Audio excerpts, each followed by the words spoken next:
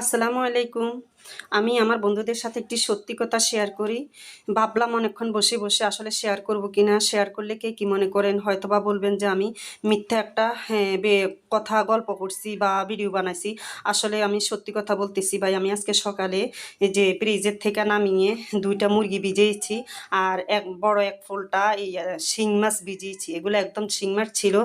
বাজার থেকে নিয়ে আসছিলাম। তো একটু মানে ভালো করে ধুই নাই আরকি, কুটে ভালো করে ধুবো বা পিস করব সেইজন্য মানে ফ্রিজে রেখে দিয়েছি। আজকে সকালবেলা নামিয়ে এটাকে এই যে বেসিনটার মধ্যে ভিজিয়েছি, দেখেন এখনো আস্তা মাছ, দেখছেন?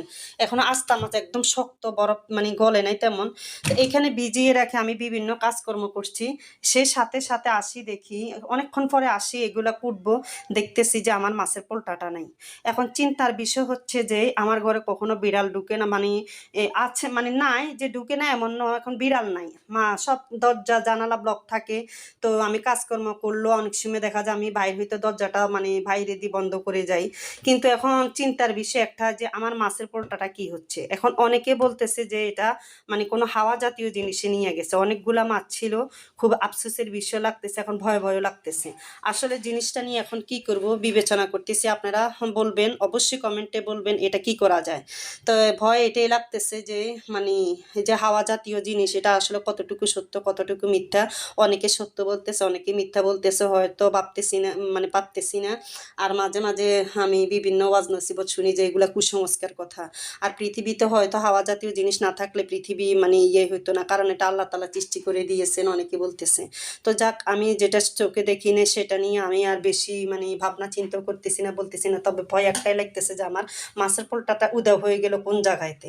এত বড় মাছের পোলটা তো বিলে নেওয়ার প্রশ্নই উঠে না। যদিও এখান থেকে বিলেই নিত তাহলে এখানে পড়তো, বা আমার এই যে ঘরের ভিতরে পানি থাকতো, বা আমার ঘরের ভিতরে যে কোনো জায়গা থাকতো, আমি সব জায়গাতে দেখেছি, কোথাও আমার মানে মাছের পোলটাটা নাই।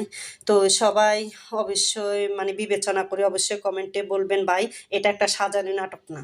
এটা একটা সাজানো নাটক না, মিথ্যা গল্প না, একদম সত্যি, সত্যি আপনাদের সাথে এই কথাটা শেয়ার করছি।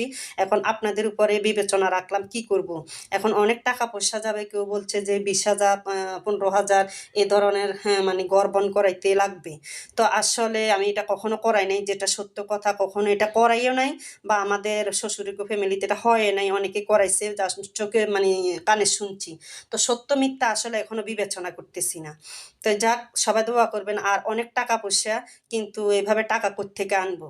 আর আপনারা যদি মানে ভিডিওগুলো দেখে লাইক কমেন্ট করেন, হয়তো বা কোনো ভিডিওতে আমার একটা ইনকাম আসবে, যদি এখনো না পাই হয়তো পাবো। সে আশা নিয়ে হয়তো এই কাজটা আমি করতেও পারি। তবে দোয়া করবেন আমার পরিবার